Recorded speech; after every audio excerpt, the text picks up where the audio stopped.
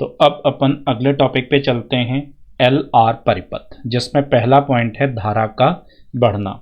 यहाँ पे एक प्रेरकत्व L और एक प्रतिरोध R, इसको एक बैटरी E के साथ में जोड़ दिया गया है, एक किसी भी स्विच के साथ में।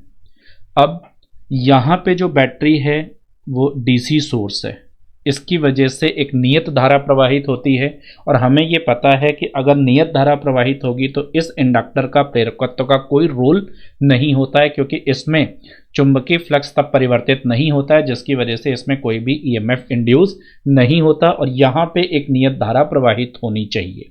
पर जैसे हम इस की को क्लोज करेंगे तो की को क्लोज करने से पहले इसमें कोई धारा प्रवाहित नहीं हो रही थी, और जैसे की लगा देंगे अब जो नियत धारा है वो I0 प्रवाहित होनी है। तो 0 से I0 तक एक बार धारा बढ़ेगी, तो अब 0 से I0 के बीच में क्योंकि धारा परिवर्तित हो रही होगी तो उतनी देर के लिए ये अपना रोल प्ले करेगा, और क्योंकि धारा बढ़ रही होगी तो ये धारा को बढ़ने से रोकने की कोशिश करेगा। मीन्स फाइनली धारा तो इसमें I0 ही प्रवाहित होगी, पर यह कुछ देर के लिए उसे डिले कर देगा। जो कुंजी लगाते क्षण ही इसके अंदर धारा I0 हो जानी चाहिए थी, अगर ये इंडक्टर नहीं होता, हमने केवल रजिस्टर लगा रहा होता, तो जैसे ही हम इस कुंजी को बंद करते, की क्लोज करते, उसी क्षण इसके अंदर जो भी एक निश्चित धारा प्रवाहित होनी थी I0, वो प्रवाहित होती। अभी भी इसमें I0 ही प्रवाहित होगी, लेकिन 0 से I0 तक पहुंचने में कुछ समय लगेगा, कुछ डिले होगा। वो डिले का जो कारण है वो है ये प्रेरकत्व, तो ये उसे स्लोली इंक्रीज होने देगा क्योंकि लगातार उसका अपोज करेगा। अब इसको एक बार हम मैथमेटिकली सॉल्व करते हैं और देखते हैं कि इसमें जो धारा प्रवाहित होगी उसका समय के साथ समीकरण क्या आता है। तो उसके लिए सबसे पहले, क्योंकि यहाँ पे धारा बढ़ रही है तो धारा बढ़ेगी तो लेंज के नियम के हिसाब से ये उसे कम करने की कोशिश करेगा। तो कम करने के लिए ये जिस बैटरी की तरह बिहेव करेगा उस बैटरी की वजह से धारा इससे विपरीत दिशा में प्रवाहित होनी चाहिए। और यहाँ पे हम देख सकते हैं कि इस बैटरी की वजह से जो करंट आएगी I, उसकी डायरेक्शन क्लॉकवाइज होगी। तो इसकी सेकंड जो यहाँ पे ये इंडक्टर है, इसकी वजह से जो सेकंड बैटरी बनेगी उसकी डायरेक्शन इससे अपोजिट यूं होनी चाहिए। मीन्स इसका जो पहला एंड है वो पॉजिटिव और दूसरा एंड नेगेटिव की तरह बिहेव करेगा, तभी इसकी वजह से प्लस से उच्च विभव से निम्न विभव की तरफ को यूं एंटी क्लॉकवाइज डायरेक्शन में करंट फ्लो होगी। और इस जो रेजिस्टेंस है इसके क्रॉस हमें पता ही है कि करंट की डायरेक्शन में अगर हम जाते हैं तो पहला एंड हमेशा पॉजिटिव और दूसरा वाला नेगेटिव की तरह बिहेव करता है। अब मैं यहाँ पे किरचॉफ्स लॉ अप्लाई करने जा रहा हूँ, तो मैं किरचॉफ्स लॉ इस की से स्टार्ट करता हूँ। तो अगर इस पॉइंट से स्टार्ट करें तो यहाँ से मैं इस पॉइंट पे आता हूँ, मैं इसको कोई भी एक पॉइंट ले रहा हूँ, सपोज ये एक पॉइंट है P, तो VP प्लस E, क्योंकि हम बैटरी के पॉजिटिव टर्मिनल पे जा रहे हैं, माइनस LdI/dt जो कि प्रेरकत्व पे होगा, एंड माइनस IR जो कि प्रतिरोध पे होगा। और ये इज इक्वल टू फिर से VP हो जाएगा। VP से VP कैंसिल होने के बाद जो बचेगा यहाँ पे वो है E minus IR is equal to LdI/dt। या फिर यहां से हम जो E होगा, क्योंकि इसमें जो अधिकतम धारा प्रवाहित होगी अगर मैं उसको I0 बोलता हूं तो किरचॉफ के नियम के हिसाब से वो E/R के बराबर होगी, क्योंकि यहाँ पे जो EMF है, जो वोल्टेज है वो E के बराबर है, और इसमें जो प्रतिरोध है इस पूरे सर्किट में, परिपथ में, वो केवल R है। तो जो अधिकतम धारा प्रवाहित होगी, जो नियत धारा हो जाएगी, वो I0 इक्वल टू E/R होगा। तो हम यहाँ से E is equal to I0R लिख सकते हैं। तो इस E की जगह I0R लिखा जा सकता है, तो ये I0R minus IR is equal to LdI/dt। या फिर यहाँ से इन दोनों में से R को कॉमन ले लिया जाए, तो ये I0 minus I into R is equal to LdI/dt। इसे हम R/L dt is equal to DI divided by I0 minus I लिख सकते हैं। अब दोनों साइड से इंटीग्रेट किया जाए तो R और L जो कि नियत हैं, इंटीग्रेशन में 1 dt आएगा इज इक्वल टू यहाँ पे integration of di divided by I not minus I होगा। अब अगर हम इसको इंटीग्रेट करते हैं तो R बाई L और ये T आएगा, लिमिट अभी लगाते हैं, and di upon I not minus I ये लॉग की फॉर्म में हो जाएगा, log I not minus I divided by D I of I not minus I, जिसमें आई नॉट नियत है तो इसका डिफरेंशिएशन 0 हो जाएगा और इसका डिफरेंशिएशन माइनस का 1 होगा, तो ये माइनस का लॉग आई नॉट माइनस आई आएगा। एक बार इसके लिमिट भी देख लेते हैं। प्रारंभिक समय हमेशा 0 लिया जाता है और शुरुआत में इसमें कोई धारा नहीं होगी जब हमने जिस क्षण हम कुंजी कनेक्ट करेंगे। अब किसी t समय के बाद, जैसे ही t समय गुजर चुका है, हमने सपोज कर लिया कि इसमें धारा I हो चुकी है, तो अब ये 0 से t के बीच में और इधर जो हमें लिमिट रखनी है ये 0 से I के बीच में होंगी। ये इज इक्वल टू, माइनस को मैं इधर ले आ रहा हूं तो माइनस का RT by L is equal to, क्योंकि माइनस का लॉग आया था तो माइनस मैंने LHS में कर लिया है। इधर हम इसे लॉग बेस में E होता है, ये आई नॉट माइनस आई, जिसमें I की जगह I पुट हुआ है, minus log I not minus 0, base यहां पे भी E होगा। कुछ ऐसा लिख सकते हैं। यहां से log m minus log n का अगर हम फॉर्मूला यूज करें तो वो log m बाई n के बराबर होता है, तो माइनस का RT बाई L बराबर हो जाएगा log बेस में E I not minus I divided by I not, या फिर यहां से अगर log हटाया जाए तो हम इसे e to the power minus RT by L लिख सकते हैं, जो is equal to I not minus I divided by I naught होगा, या फिर इसे हम I naught E to the power minus का RT by L is equal to I not minus I लिख सकते हैं। यहां से I is equal to I not minus I naught E to the power minus RT by L होगा, या फिर finally I बराबर आई नॉट कॉमन ले लिया जाए 1 minus E to the power minus RT by L हो जाएगा। ये यहाँ पे धारा का समय के साथ एक समीकरण आ रहा है कि किस तरीके से समय के साथ ये करंट चेंज होगी। अब इसमें हमें इसी के साथ साथ, ये तो हमने धारा का फॉर्मूला निकाला है समय के साथ, अब समय का निकालेंगे धारा के रेस्पेक्ट में, तो उसके लिए मैं इसी फॉर्मूले को यहीं से आगे स्टार्ट कर रहा हूं। इसको मैं कोई भी एक समीकरण सपोज कर ले रहा हूं 1, तो अब समीकरण 1 से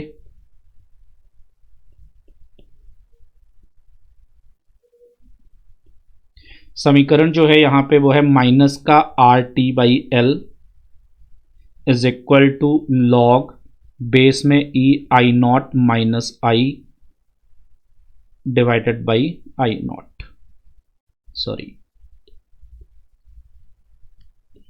ये I not minus I minus का लॉग आई नॉट, कुछ ऐसे हम लिख सकते हैं। बेसिकली समीकरण 1 इसको ना लेकर के इसको ले लेते हैं, इससे जस्ट ऊपर वाले को, तो थोड़ा सा इजी रहेगा, हमें स्टेप कम हो जाएंगे। यहां से माइनस में राइट साइड में ले जा रहा हूं तो RT बाई L बराबर हो जाएगा लॉग बेस में E I not minus log base में E I not minus I, या फिर T इज इक्वल टू यहां से L by R into log I naught upon I not minus I, और बेस में यहां पे E आ जाएगा। ये दूसरा फॉर्मूला आ रहा है। तो ये दोनों रिलेशन बेसिकली सेम है, बस फर्क इतना है कि पहला वाला समय का धारा के सापेक्ष आया है सेकंड वाला, और जो फर्स्ट था ये धारा के लिए समय के सापेक्ष है। मीन्स कब कब ये यूज होंगे, पहले मैं इस वाले फॉर्मूले के लिए बात करता हूं। अगर कोई समय दे रखा है और आपसे धारा पूछी जाए तो ये लग जाएगा, सपोज t बराबर 1 सेकंड पे परिपथ में कितनी धारा प्रवाहित हो रही होगी, तो ये लग जाएगा। या फिर अगर ये पूछा जाता है कि किस समय परिपथ में धारा 1 एम्पियर फ्लो हो रही होगी, तो हम इस आई की जगह 1 पुट कर देंगे और यहां से हम समय कैलकुलेट कर पाएंगे। ओवरऑल ये दोनों फॉर्मूले सिमिलर ही, बस उन्हीं को आपस में ही रीअरेंज किया गया है। तो ये धारा आई का समय के साथ हमने रिलेशन निकाल लिया, जो हमें यहां से समझ में भी आता है कि अगर इस इक्वेशन को हम देखें तो जैसे जैसे समय बढ़ेगा वैसे वैसे आई का मान बढ़ेगा। तो अगर हम की कनेक्ट करते हैं तो की कनेक्ट करते टाइम t बराबर 0 लिया जाएगा, ये फर्स्ट पॉइंट है। t बराबर 0 अगर हम लेते हैं तो ये i is equal to I not 1 minus E to the power minus 0 हो जाएगा, और e की पावर माइनस 0 1 होता है, तो ये बराबर आई नॉट 1 माइनस 1 जो बराबर 0 होगा। और t बराबर 0 का मतलब यहाँ पे कुंजी लगाते समय है। जैसे ही हम की को कनेक्ट करेंगे तो जो t बराबर 0 का मतलब है वो है कुंजी लगाते समय या कुंजी लगाने के तुरंत पश्चात। And next second point t बराबर अनंत, जो काफी समय पश्चात, बहुत देर बाद। अगर इसको बहुत देर बाद देखेंगे तो मैं इसको आगे इधर कंटिन्यू कर रहा हूं। t बराबर इन्फिनाइट लिखेंगे तो i is equal to I not 1 minus E to the power minus infinite है, जो आई नॉट 1 माइनस 0 के बराबर होगा, और i का मान यहां पे आई नॉट आ रहा है। तो आप देख पा रहे हो कि कुंजी लगाने के बहुत समय पश्चात, जब बहुत ज्यादा देर हो चुकी होगी तब इसमें धारा आई नॉट हो चुकी होगी, और कुंजी लगाते समय जो इसमें धारा प्रवाहित हो रही है वो 0 है। तो जैसे हम यहां पे इस स्विच को ऑन करेंगे उस क्षण इसमें जो धारा प्रवाहित होगी वो 0 होगी। जैसे जैसे समय बढ़ता जाएगा वैसे वैसे इसमें धारा का परिमाण बढ़ता जाएगा। इसी को हम दूसरे तरीके से यूं भी कह सकते हैं कि ये वाला सिरा प्लस और ये वाला सिरा माइनस, कुछ इस तरीके से इसके अंदर एक विद्युत वाहक बल उत्पन्न होगा जो इसमें धारा के प्रवाह का विरोध करेगा, इसकी वजह से, इस प्रेरकत्व की वजह से यहाँ पे धारा एकदम से ना बढ़ करके स्लोली बढ़ेगी, और कुछ समय के पश्चात जब आई नॉट हो चुकी होगी तब धारा नियत हो चुकी होगी। मतलब इसके अंदर अब एक नियत धारा प्रवाहित हो रही होगी, तो कोई भी विद्युत वाहक बल उत्पन्न नहीं होगा, तो इसका रोल खत्म हो जाएगा।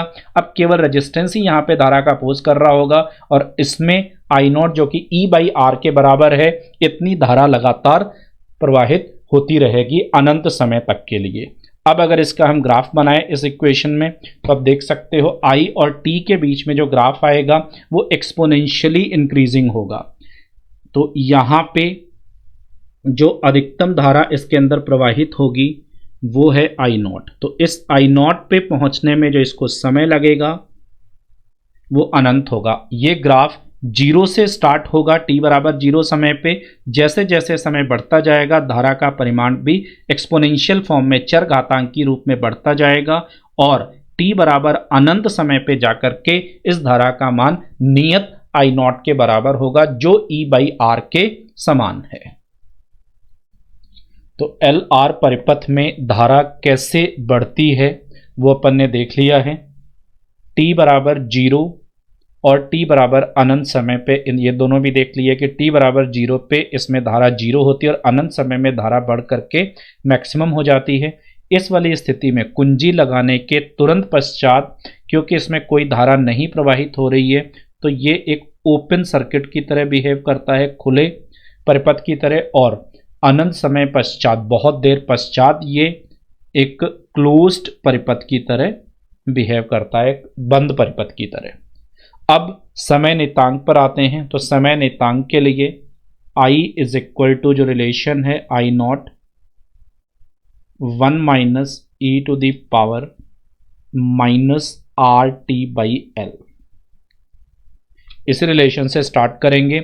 जो समय नियतांक है उसे टाउ से डिनोट करते हैं, एंड टाउ बराबर एल बाई आर, ये एक इसका फॉर्मूला है। टाउ यहाँ पे समय नियतांक है जिसे एल बाई आर अनुपात को टाउ बोला गया है। अब इस समीकरण में जो हमारे पास यहाँ पे इक्वेशन है, इसमें I not 1 minus E to the power minus T by tau, हम कुछ इस तरीके से समीकरण को लिख सकते हैं। यदि टी बराबर टाउ, समय को टाउ के बराबर ले लिया जाए तो I is equal to I not 1 minus E to the power, ये -1 हो जाएगा, जिसे हम I not 1 minus 1 by E लिख सकते हैं।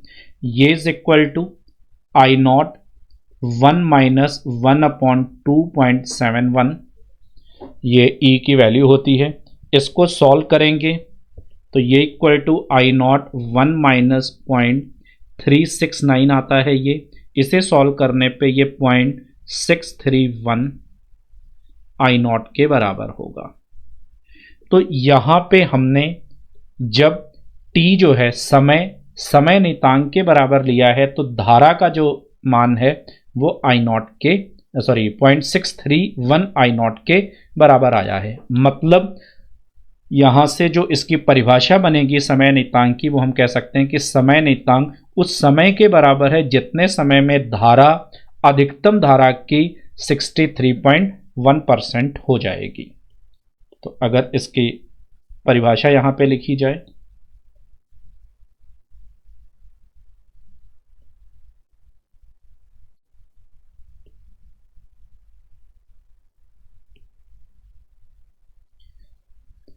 एल आर परिपथ के लिए समय नियतांक वह समय है जिस समय में परिपथ में प्रवाहित धारा अपने अधिकतम परिमाण की 63% हो जाती है। समय और धारा के बीच का ग्राफ अपन ने ये देखा था, एक्सपोनेंशियली इंक्रीज होता है।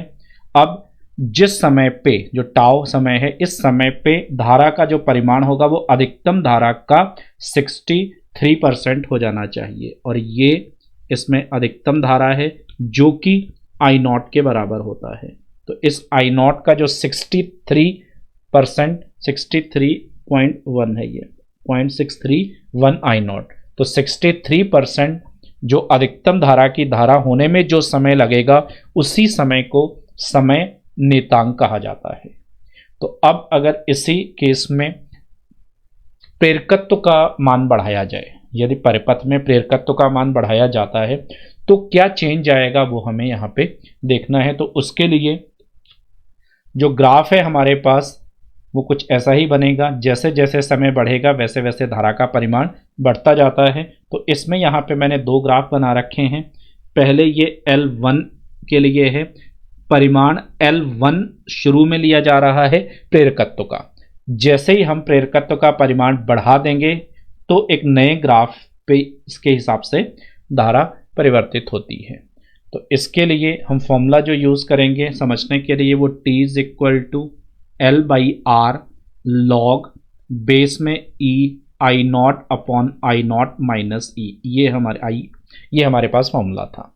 यहाँ से हम देख सकते हैं कि इस पूरे को अगर हम कांस्टेंट ले लें, I का मान हम कोई भी एक निश्चित मान ले लेते हैं तो ये पूरा टर्म कांस्टेंट हो जाएगा। अब R हमें यहाँ पे कांस्टेंट रखना है, प्रतिरोध में हम कोई चेंज कर नहीं रहे। तो अगर हम L का मान बढ़ाते हैं तो यहाँ से हमें समझ में आ रहा है कि T प्रोपोर्शनल टू L है। मतलब धारा के किसी भी एक निश्चित मान तक पहुँचने में जितना पहले समय लग रहा था अब उससे ज़्यादा समय लगेगा। तो एक कोई भी परिमाण मैंने ये ले लिया, ये कोई भी एक परिमाण है धारा का, जो यहाँ पे ये परिमाण तो आई नॉट था, ये उसी का आई नॉट का कुछ भी हो सकता है, 60%, 30%, 40%, कोई भी एक निश्चित मान ले लिया। और उस मान के रेस्पेक्ट में अगर हम देखते हैं यहाँ पे तो एक यूं ये लाइन ड्रॉ हो रही है। अब हम ये कह सकते हैं यहाँ पे कि ये वो समय है जितना समय तब लग रहा था धारा के इस मान तक पहुंचने के लिए जब प्रेरकत्व L1 यूज किया जा रहा था। उसी धारा के मान के लिए पहले से अब ज़्यादा समय लग रहा है। जैसे ही हमने L2 बढ़ा दिया तो यहाँ से हम देख पा रहे हैं कि L2 का जो मान है वो ज़्यादा है L1 से। मीन्स अगर हम प्रेरकत्व बढ़ाएंगे तो पहले की तुलना में ज़्यादा समय लगेगा धारा के उसी मान तक पहुँचने के लिए। अब दूसरा पॉइंट है, यदि हम परिपथ का प्रतिरोध बढ़ाते हैं तो प्रतिरोध बढ़ाने पे क्या चेंज आएगा यहाँ पे। तो फिर से फॉर्मूला यही है हमारे पास, T बराबर L/R log E I naught upon I naught minus I. तो यहाँ से हम देख सकते हैं अब कि T प्रोपोर्शनल टू यहाँ से 1/R है। मीन्स अगर हम प्रतिरोध का मान बढ़ाते हैं तो पहले की तुलना में जो समय है वो अब कम लगेगा। तो इसके लिए जो ग्राफ है, पहले R1 प्रतिरोध के लिए कुछ ये ग्राफ है, ये R2 के लिए हो जाएगा। अब इसमें फिर से हम धारा का कोई भी एक निश्चित मान ले रहे हैं। तो पहले हमें जितना समय लग रहा है उससे अब कुछ कम समय लगेगा। ये आप यहाँ ग्राफ से देख पा रहे हैं। धारा के उसी मान के लिए पहले ये समय लग रहा था प्रतिरोध R1 के लिए। जब हमने प्रतिरोध बढ़ा करके R2 कर दिया तो ये पहले की तुलना में कुछ कम समय लग रहा है। और यहाँ पे फिर से R2 का मान ग्रेटर है R1 से। लेकिन ग्राफ में एक और डिफरेंस आपको दिख रहा होगा, इसमें लास्ट में दोनों का मान I नॉट के बराबर समान होगा, पर इसमें ये जो नियत मान है ये दोनों ही ग्राफ में अलग अलग आ रहे हैं। इसमें ये नियत मान हो जाएगा, इसमें ये इधर ये नियत मान हो जाएगा। ये दोनों ही मान आपको यहाँ पे अलग अलग दिख रहे होंगे। इसको हम ऐसे कह सकते हैं कि I जो नॉट है ये E/R के बराबर होता है। मीन्स जो नियत धारा इस परिपथ में प्रवाहित होती है वो केवल R पे डिपेंड करती है, वो L पे डिपेंड नहीं करती। तो पहले वाले केस में जब हमने L का मान बढ़ाया था यहाँ पे, तो R में कोई चेंज नहीं किया था, R नियत था, इसका मतलब I नॉट वही रहा। तो जो L1 के लिए अधिकतम धारा या नियत धारा थी वही नियत धारा L2 के लिए भी रही। लेकिन यहाँ पे क्योंकि हमने परिमाण प्रतिरोध का बढ़ा दिया है, R2 पर प्रतिरोध ज़्यादा है, तो यहाँ से हम ये कह सकते हैं कि जो I नॉट 1 होगा वो ग्रेटर आएगा I नॉट 2 से, क्योंकि प्रतिरोध R2 ज़्यादा है तो उसमें धारा का जो अधिकतम मान है, जो नियत धारा थी, वो पहले की नियत धारा से कम हो चुकी होगी। तो यहाँ से अगर मैं एक लाइन ड्रॉ करता हूँ तो ये वो धारा है जिस धारा को R1 वाला ग्राफ टच करेगा, और इससे थोड़ा सा नीचे होगी वो धारा जिसे सेकंड वाला ग्राफ ये टच करेगा। तो ये है I, पहला वाला I नॉट 1 और दूसरा I नॉट 2। तो ओवरऑल इस पूरे की मैं एक बार समरी रिपीट कर रहा हूं। अगर हम प्रतिरोध R को नियत रखते हुए प्रेरकत्व को बढ़ाएंगे तो पहले से ज्यादा समय लगेगा हमें धारा के उसी मान तक पहुंचने के लिए, पर अधिकतम जो नियत धारा है वो समान रहेगी। जब केवल प्रतिरोध को बढ़ाया जाएगा, प्रेरकत्व को नियत रखेंगे, तो अधिकतम जो नियत धारा है वो पहले की तुलना में कम हो जाएगी और पहले से कम समय लगेगा एक निश्चित धारा तक पहुंचने के लिए। LR परिपथ में धारा का बढ़ना अपन ने देख लिया, तो अब LR परिपथ में धारा का घटना, कैसे धारा घटेगी उसे देखना है। उसके लिए फिर से प्रेरकत्व L प्रतिरोध R को एक बैटरी से स्विच S1 से के साथ जोड़ दिया गया है। जैसे हम स्विच S1 को क्लोज करेंगे तो इसमें इस सर्किट में धारा 0 से चरघातांकी रूप से बढ़ेगी और कुछ समय के बाद कांस्टेंट हो जाएगी, जो अधिकतम धारा I नॉट होती है। अब जब इसमें नियत अधिकतम धारा प्रवाहित हो रही है तब हमने इसके साथ एक और सर्किट जोड़ा है ये। अब स्विच S2 को क्लोज करके हम स्विच S1 को ओपन कर दे रहे हैं। तो जैसे हम स्विच S1 को ओपन करेंगे, अब जो धारा होगी वो इस नए परिपथ में से प्रवाहित होगी। अब क्योंकि बैटरी इससे डिस्कनेक्ट हो चुकी है तो इसमें धारा अब समय के साथ कम होती चली जाएगी। तो फिर से क्योंकि धारा का परिमाण कम हो रहा होगा तो ये प्रेरकत्व फिर अपना रोल प्ले करेगा और उस धारा को घटने से रोकेगा।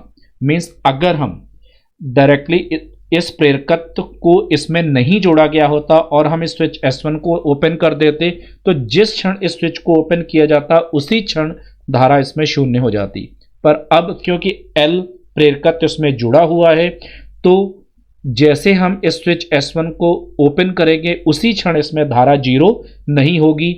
ये धारा के घटने का भी अपोज करेगा, जिससे कुछ लैगिंग आएगी, कुछ डिले होगा, कुछ समय पश्चात इसमें धारा 0 होगी और उस लैगिंग का कारण फिर से ये प्रेरकत्व L होगा। अब इसको न्यूमेरिकली पूरा मैथमेटिकली देखते हैं कितना आएगा ये। उसके लिए मैं यहाँ पे एक P पॉइंट ले रहा हूँ, और क्योंकि इसमें धारा का मान घट रहा है तो हम कह सकते हैं कि ये नेगेटिव और ये पॉजिटिव टर्मिनल आएगा, क्योंकि इसी स्थिति में ये उसी डायरेक्शन में, जिस डायरेक्शन में ये करंट फ्लो हो रही है क्लॉकवाइज डायरेक्शन में, उसी डायरेक्शन में ये धारा को इसमें प्रवाहित करके धारा को कम करने से रोकने की कोशिश करेगा। और प्रतिरोध के लिए हमें पता है कि पहला हमेशा टर्म पॉजिटिव और दूसरा नेगेटिव होता है। धारा की दिशा में पहला हमेशा पॉजिटिव और दूसरा नेगेटिव। अब यहाँ पे किरचॉफ का वोल्टेज लॉ में अप्लाई कर रहा हूं और P पॉइंट से स्टार्ट कर रहा हूं, तो VP प्लस L di/dt। अब di खुद नेगेटिव हो जाएगा क्योंकि धारा यहां पे समय के साथ डिक्रीज हो रही है, तो ये प्लस साइन आएगा क्योंकि हम पॉजिटिव पे पहुंचे हैं, लेकिन धारा कम हो रही है तो di नेगेटिव होने की वजह से ये माइनस का di/dt यूज करेंगे। Minus IR is equal to VP, VP से VP कैंसिल हो जाएगा, तो माइनस का L di/dt इक्वल हो जाएगा, sorry minus R minus IR equal होगा 0 के, या फिर यहां से हम L di/dt इक्वल लिख सकते हैं माइनस IR के, जिसे di/i is equal to minus of R/L dt लिखा जा सकता है। दोनों साइड से इंटीग्रेट करते हैं तो di/i बराबर होगा माइनस R/L कांस्टेंट है, इंटीग्रेशन ऑफ 1 dt। अब लिमिट देखते हैं, t बराबर 0 पे इसमें जो धारा प्रवाहित हो रही है वो है I0। अब t समय पे सपोज धारा इसमें I हो रही है।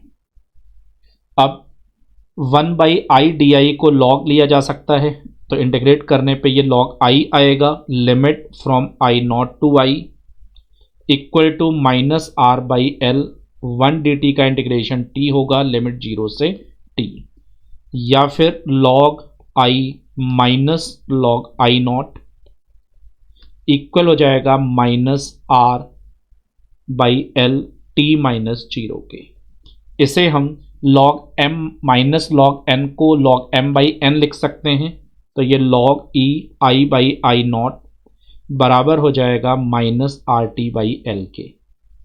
दोनों साइड से एंटीलॉग लिया जाए तो I/I0 इक्वल हो जाएगा e to the power minus RT/L के, या फिर I बराबर I0 e to the power minus RT/L। कुछ ऐसा फॉर्मूला आ रहा है जो कि पिछले वाले केस में जब अपन ने धारा का बढ़ना पड़ा था उसमें यही formula I is equal to I0 bracket में 1 minus E to the power minus RT/L की फॉर्म में आया था। इसी फॉर्मूले को हम I is equal to I0 e to the power minus T/τ लिख सकते हैं, सॉरी T/τ, क्योंकि टाउ बराबर L/R होता है। अब इसमें भी दो समय लेने हैं, t बराबर 0 और t बराबर अनंत के लिए। तो पहला केस है t बराबर 0 पर I is equal to I0 e to the power minus 0, और e to the power minus 0 1 होता है, तो करंट I0 के बराबर होगी। एंड सेकेंड t बराबर इनफाइनाइट पर I is equal to I0 e to the power minus infinite, और e to the power minus infinite 0 होता है, जिसकी वजह से धारा 0 हो जाएगी। तो जैसे ही कुंजी को लगाएंगे उसी क्षण इसमें धारा I0 होगी, जो चरघातांकी रूप से कम होते हुए फाइनली 0 हो जाएगी कुछ समय के पश्चात। तो अब इसके लिए जो ग्राफ आएगा वो कुछ यूं हो सकता है, जिसमें t बराबर 0 समय पे धारा I0 के बराबर होगी। जैसे जैसे समय बढ़ता जाएगा धारा चरघातांकी रूप में यहाँ कम होती चली जाएगी और कुछ समय पश्चात ये 0 हो जाएगी, नगण्य हो जाएगी। अब इसमें भी पिछले वाले केस की तरह एक बार हम प्रेरकत्व के मान को और एक बार प्रतिरोध के मान को बढ़ाएंगे। ग्राफ हमारा कुछ ऐसा ही आएगा, जिसमें समय के साथ धारा घटती जाएगी और लास्ट में 0 हो जाएगी। तो अब अगर हम प्रेरकत्व को बढ़ाते हैं तो उसके लिए एक बार हम t का फॉर्मूला देख लेते हैं। तो उसके लिए हमने ये समीकरण 1 ले रहे हैं। इसको मैं आगे कंटिन्यू कर रहा हूं, तो लॉग बेस में ई आई माइनस लॉग बेस में ई आई नॉट बराबर है minus R T by L के, या फिर यहां से हम लॉग बेस में ई I not minus log I equal लिख सकते हैं आर टी बाई एल के। यहां से t is equal to L by R और log m minus log n को हम लॉग m बाई n या फिर आई नॉट बाई आई की फॉर्म में भी लिख सकते हैं। तो यहां पे ओवरऑल समय के लिए जो रिलेशन आई है वो है t is equal to L by R log base में ई आई नॉट बाई आई, जो धारा के बढ़ोतरी वाले केस में L by R log base में ई I naught upon I not minus I की फॉर्म में आई थी। और पिछले वाले की तरह इन दोनों फॉर्मूलों को कब यूज करेंगे?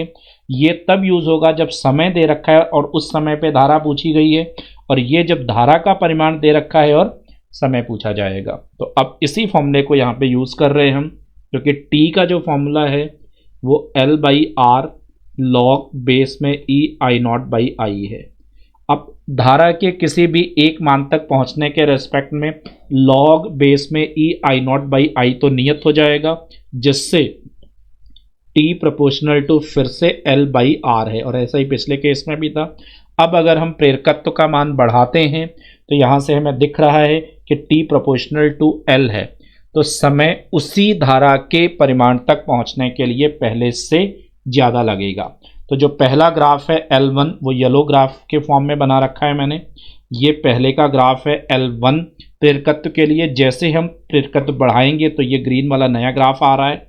यहाँ पे फिर से L2 जो है वो बड़ा है L1 से, और धारा का कोई भी एक परिमाण ले रहे हैं, इस परिमाण के रेस्पेक्ट में हम देख सकते हैं कि पहले L1 के लिए जितना भी समय लग रहा था उसी परिमाण तक पहुंचने के लिए जब L2 ले रहे हैं प्रेरकत्व तो हमें समय ज़्यादा लग रहा है।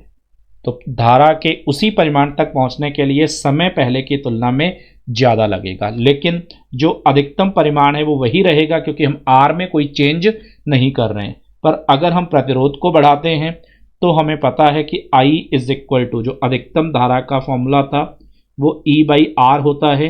प्रतिरोध के बढ़ने से I कम हो जाएगा। तो जो पहले ग्राफ आ रहा है I नॉट 1 इस धारा से स्टार्ट होकर डिक्रीज होता हुआ ये 0 तक जाएगा, लेकिन जब हम प्रतिरोध बढ़ा देंगे तो अधिकतम धारा कम हो जाएगी, उसी से स्टार्ट होगा। जैसे जैसे समय बढ़ता जाएगा धारा कम होती चली जाएगी। अब फिर से कोई भी अगर एक परिमाण ले लेते हैं तो उस परिमाण में हम फिर से देख पा रहे हैं कि पहले जितना भी समय लगा था, पहले वाले केस में जो भी समय लगा है उसकी तुलना में अब कम समय लगेगा। तो R बढ़ेगा तो समय कम होगा क्योंकि T proportional to 1 by R है, जबकि पिछले वाले केस में यहाँ पे T प्रोपोर्शनल टू L था। प्रेरकत्व बढ़ाने पे उसी धारा के परिमाण तक पहुंचने के लिए लगा समय बढ़ेगा, जबकि प्रतिरोध बढ़ाने पे धारा के उसी परिमाण तक पहुंचने के लिए लगा समय घटेगा। एंड जो सेकंड थिंग है यहाँ पे वो ये कि जो अधिकतम परिमाण होगा धारा का वो भी पहले की तुलना में कम हो जाएगा अगर हम प्रतिरोध को यहां पर बढ़ाते हैं।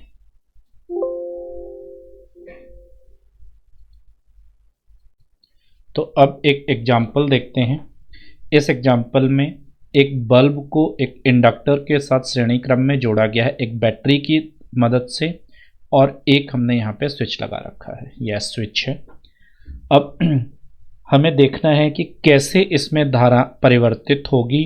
पहला है कुंजी बंद करने पे, दूसरा कुंजी खोलने पर, तीसरा प्रेरकत्व में लोहे की छड़ रखकर पुनः कुंजी बंद करने पर।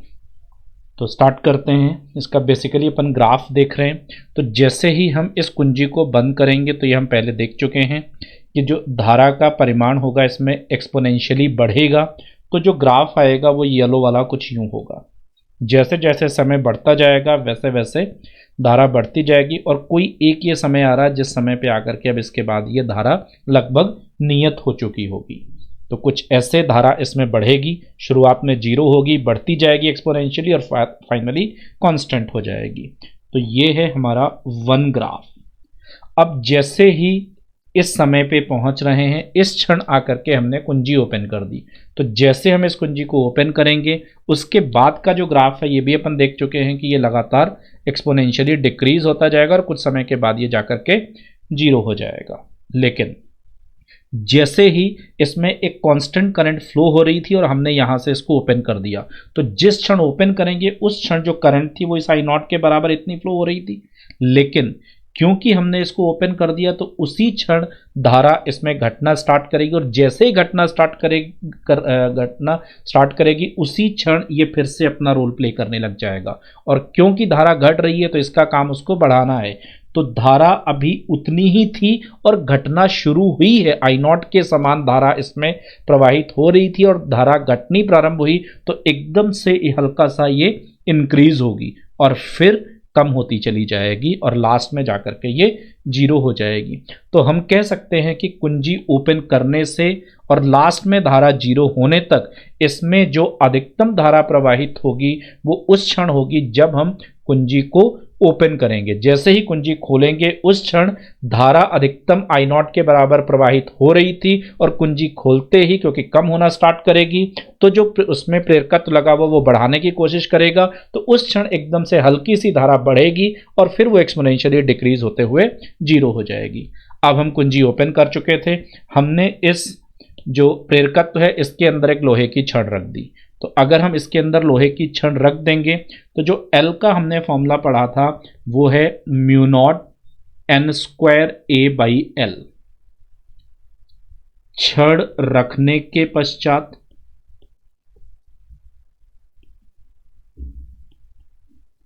यही फॉर्मूला L बराबर mu naught mu R n² A/L के बराबर हो जाएगा। क्योंकि म्यू आर की वजह से यहां पे L बढ़ रहा है तो ये वही केस हो गया कि अगर L को बढ़ाया जाए तो क्या होगा। तो L को बढ़ाने पर अब नया जो ग्राफ आएगा उसका पैटर्न वही रहेगा, लेकिन पहले की तुलना में अब थोड़ा समय ज़्यादा लगेगा इसे उसी परिमाण तक पहुंचने के लिए। तो ये थर्ड ग्राफ होगा क्योंकि इसमें जो यहाँ पे कोयल है या कहिए प्रेरकत्व है, उस प्रेरकत्व के अंदर हमने लोहे की छड़ रखी है। ऐसा करने से केवल L बढ़ रहा है, R में कोई भी चेंज नहीं हो रहा है। तो इसमें जो अधिकतम धारा थी उसके परिमाण में कोई चेंज नहीं होगा, बस पहले की तुलना में जितना समय पहले लग रहा था किसी भी एक निश्चित मान तक पहुंचने में ये समय था, अब उसकी तुलना में समय थोड़ा सा ज़्यादा लगेगा। इसके अलावा और कोई चेंज नहीं होगा। तो अब अगले टॉपिक पे चलते हैं, प्रेरकत्व में संचित ऊर्जा तथा ऊर्जा घनत्व। यहाँ पे एक प्रतिरोध, एक प्रेरकत्व को श्रेणी क्रम में एक बैटरी से जोड़ दिया गया है एक स्विच के साथ में। जैसे हम इस स्विच को क्लोज करेंगे करंट का इसमें फ्लो करना स्टार्ट करेगी और उस करंट का जो मैग्नीट्यूड होगा, धारा का परिमाण होगा, वो समय के साथ बढ़ता जाएगा और कुछ समय के बाद इसमें एक निश्चित धारा प्रवाहित, एक नियत धारा प्रवाहित होने लग जाएगी। लेकिन अगर किसी भी क्षण देखें t बराबर 0 को छोड़ करके तो इसके अंदर एक धारा प्रवाहित हो रही होगी जिसकी वजह से इस प्रेरकत्व के अंदर एक चुंबकीय क्षेत्र उत्पन्न होगा। तो हम ये कह सकते हैं कि इसमें चुंबकीय क्षेत्र के रूप में यहाँ पे ऊर्जा संचित हो रही है। इसी ऊर्जा का कितना परिमाण होगा ये हमें निकालना है। तो उसके लिए धारा जो प्रवाहित हो रही है उसकी दिशा यहाँ पे क्लॉकवाइज है और धारा का परिमाण बढ़ रहा है। तो हम कह सकते हैं कि इसमें जो टर्मिनल्स आएंगे पहला प्लस और दूसरा माइनस होगा, क्योंकि इसी स्थिति में ये इस धारा के परिमाण को कम करने की कोशिश करेगा। और किसी भी प्रतिरोध के लिए पहला टर्मिनल पॉजिटिव और दूसरा नेगेटिव होता है। अब मैं इस जगह एक पॉइंट P सपोज कर रहा हूँ और मैथमेटिकली इसमें कितनी ऊर्जा संचित होगी उसे फाइंड करने के लिए किरचॉफ का वोल्टेज लॉ यहाँ पे लगाने जा रहा हूँ। तो मैं P पॉइंट से स्टार्ट करूँगा, Vp minus LdI/dt minus IR plus E is equal to Vp। Vp से Vp कैंसिल हो जाएगा तो E is equal to IR plus LdI/dt dt, ये एक समीकरण आएगा। इससे अगर I dt से गुणा कर दिया जाए, I dt से गुणा करने पर, तो ये E I dt is equal to I R I dt plus L di by dt I dt। ये dt dt से कैंसिल हो जाएगा। अब अगर मैं इसे इंटीग्रेट करता हूं तो E I dt is equal to integration of I square R dt plus L I di। पहले दोनों समय के सापेक्ष और लास्ट वाला धारा के सापेक्ष इसमें इंटीग्रेट होना है। तो t बराबर 0 समय पे हमें पता है इसमें कोई भी धारा प्रवाहित नहीं हो रही है, तो इसमें कोई भी ऊर्जा संचित नहीं हुई होगी, तो उस क्षण इसमें धारा भी 0 ही होती है t बराबर 0 पे। अब कोई एक समय ले लिया t, तो उस t समय पे इसमें जो धारा प्रवाहित हो रही होगी वो सपोज I है।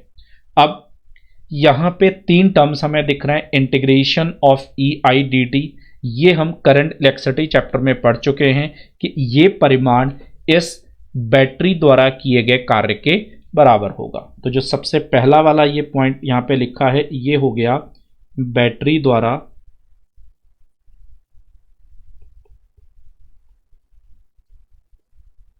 किया गया कार्य।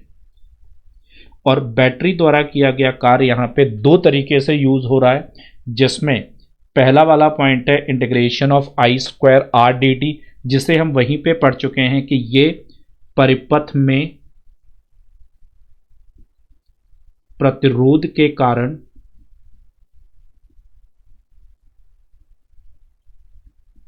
ऊर्जा हानि, मीन्स धारा को प्रवाहित करने में इस परिपथ में जितनी ऊर्जा हानि होगी वो integration of I square R dt होगा। जो तीसरा टर्म बचा ये वही है जो प्रेरकत्व पर ऊर्जा के रूप में संचित होगा, तो इसे हम कह सकते हैं प्रेरकत्व पर संचित ऊर्जा। तो हमें यहाँ पे प्रेरकत्व में संचित ऊर्जा निकालनी थी, मतलब हमें केवल इस पार्ट को देखना है। तो इस ऊर्जा को मैं U से डिनोट कर रहा हूं, ये equal to integration of L I di है फ्रॉम 0 टू I। इसमें L कांस्टेंट है तो इंटीग्रेशन ऑफ I di बचेगा, लिमिट 0 से I है, या फिर ये is equal to L I di को I स्क्वायर बाई 2 ले सकते हैं 0 से I, जिससे लिमिट पुट करने पे फाइनली U बराबर formula half L I square बन रहा है। तो संचित ऊर्जा का जो फॉर्मूला आ रहा है यहाँ पे वो है हाफ L I स्क्वायर, जिसमें L प्रेरकत्व का परिमाण है और I जिस क्षण हम ऊर्जा देख रहे हैं उस क्षण संचित ऊर्जा है, उस क्षण प्रेरकत्व से प्रवाहित धारा है। अब U जो मैक्सिमम आएगा यहाँ पे इस वाले केस में U अगर मैक्सिमम हम देखते हैं तो U maximum is equal to half L I naught square होगा, क्योंकि जब धारा अधिकतम नियत हो चुकी होगी उस धारा का परिमाण I नॉट होता है। तो यहां से जो संचित होगी ऊर्जा अधिकतम इस प्रेरकत्व में वो half L I naught square के बराबर होगी।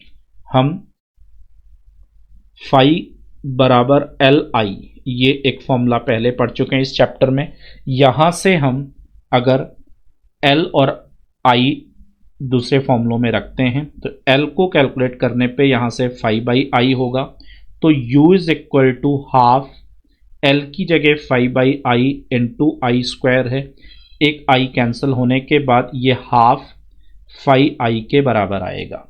तो U का एक दूसरा फॉर्मूला हाफ फाई I के बराबर भी हो सकता है। फिर से यहाँ से अगर हम I कैलकुलेट करते हैं तो I is equal to phi by L है, जिससे U is equal to half L into phi square by L square आएगा, जिसे हम half phi square by L के बराबर लिख सकते हैं। तो U is equal to half phi square by L इसी का एक तीसरा फॉर्मूला हो सकता है। तो टोटल हमने संचित ऊर्जा के यहाँ पे 3 फॉर्मूले देखें, जिसमें पहला हाफ एल आई स्क्वायर है, जो बाय डिफॉल्ट यूज होगा, मैक्सिमम केसेस में यही यूज होगा, क्योंकि हाफ और एल जो होंगे ये हमेशा कांस्टेंट होते हैं। हाफ तो ऑलवेज कांस्टेंट है और एल जो भी हमने परिपथ में जोड़ रखा है वो बेसिकली कांस्टेंट ही होगा। केवल धारा हमें चाहिए होती है और धारा अलग अलग क्षण अलग अलग हो सकती है। बिल्कुल स्टार्टिंग में जैसे ही कुंजी जोड़ेंगे उस क्षण ये जीरो होगी, तो संचित ऊर्जा भी जीरो होगी। समय के साथ ये आई बढ़ता जाएगा और जब धारा नियत हो चुकी होगी तब आई नॉट के बराबर, तब अधिकतम संचित ऊर्जा ये होगी। इन दोनों फॉर्मूलों को हम तब यूज करेंगे जब इनमें से कोई एक नियत कर दिया जाए और दूसरे को परिवर्तित करके यू का परिमाण पूछा जाए। जैसे सपोज किसी क्वेश्चन में बोला जाता है कि अगर फाई का मान नियत रखा जाए और हम धारा दोगुनी कर दे, तो हम कह सकते हैं कि उसमें संचित ऊर्जा दोगुनी हो जाएगी। ऐसे ही अगर ये बोला जाए कि फाई को नियत रखते हुए प्रेरकत्व का मान दोगुना कर दिया जाए, तो उसमें जो संचित ऊर्जा होगी वो पहले की तुलना में आधी हो जाएगी। अब ऊर्जा घनत्व पे आते हैं। तो ऊर्जा घनत्व को मैं यू डी से डिनोट कर रहा हूं और ऊर्जा जो घनत्व होगा वो उसका फॉर्मूला यू बाई वी, कुल ऊर्जा बटे आयतन। ये इज इक्वल टू यू का जो फॉर्मूला है वो हमारे पास हाफ एल आई स्क्वायर आया है डिवाइडेड बाई वी। इसे हम इज इक्वल टू एल का जो फॉर्मूला है वो mu naught N square A by L होता है into I square divided by आयतन को हम एरिया इंटू लेंथ, कुछ ऐसा लिख सकते हैं। अब ए से ए यहां पे कैंसिल हो जाएगा, तो ये is equal to mu naught N square I square divided by L square होगा। इससे ऊपर नीचे अगर म्यू नॉट से मल्टीप्लाई कर दें तो ये is equal to mu naught square N square I square divided by L square into 1 by mu naught होगा। सॉरी 2 यहाँ पे मेरे से छूट गया, ये 2 भी आएगा, कुछ यूं लिख सकते हैं। या फिर इसमें हम किसी भी परिनालिका में जो संचित किसी भी परिनालिका के अंदर जो चुंबकीय क्षेत्र उत्पन्न होता है उसका formula mu naught N I by L होता है। तो यहाँ पे हम इसे बी स्क्वायर की फॉर्म में लिख सकते हैं। तो ये जो फॉर्मूला आएगा ये B square by 2 mu naught के बराबर हो गया। मीन्स यू डी जो ऊर्जा घनत्व का फॉर्मूला है वो B square by 2 mu naught के बराबर है यहाँ पे। तो हमने दोनों फॉर्मूले निकाल लिए हैं। पहले अपन ने कैलकुलेट किया कि कितनी संचित ऊर्जा होगी, उसका formula half L I square आया है और फिर ऊर्जा घनत्व का formula B square by 2 mu naught है। अब अगला क्वेश्चन है, एक परिनालिका प्रतिरोध 50 ओम तथा प्रेरकत्व 80 हेनरी को 200 वोल्ट बैटरी से जोड़ा जाता है। नियत धारा प्रवाहित होने पर कुंजी खोली जाती है, ज्ञात करिए। धारा को 50% होने में लगा समय और दूसरा है प्रेरकत्व में संचित अधिकतम ऊर्जा। तो स्टार्ट करते हैं इसको। पहले फर्स्ट वाले पॉइंट के लिए धारा को 50% होने में लगा समय, क्योंकि नियत धारा प्रवाहित होने पर कुंजी खोली जा रही है तो ये धारा के घटने का केस हुआ, जिसके लिए समय का जो फॉर्मूला है वो L by R log base में ई आई नॉट बाई आई है, जिसमें आई अधिकतम धारा की आधी करनी है। तो L का मान यहाँ पे 80, R 50 है, लॉग बेस में ई I naught divided by I naught by 2 होगा। इसे हम 8/5 लॉग बेस में ई लॉग 2 लिख सकते हैं। ये is equal to 8/5 log base में ई को 10 में लाने के लिए 2.303 से मल्टीप्लाई करेंगे और लॉग 2 का मान 0.3010 होता है।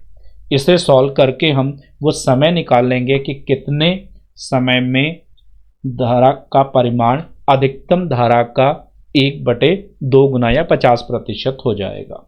अब सेकंड वाले पॉइंट पे आते हैं। सेकंड में प्रेरकत्व में संचित अधिकतम ऊर्जा निकालनी है। उसके लिए U is equal to half L I naught square formula होगा और आई नॉट बराबर E बाई आर होता है, जिसमें E यहाँ पे 200 वोल्ट है जबकि R 50 में। तो अधिकतम जो धारा इसमें प्रवाहित होगी वो 4 एम्पियर है। तो ये is equal to half L 80 henry है इनटू 4 का जो स्क्वायर होगा वो 16 हो जाएगा, ये कैंसिल होकर के 8 और ओवरऑल 640 जूल यहाँ पे संचित अधिकतम ऊर्जा आ रही है।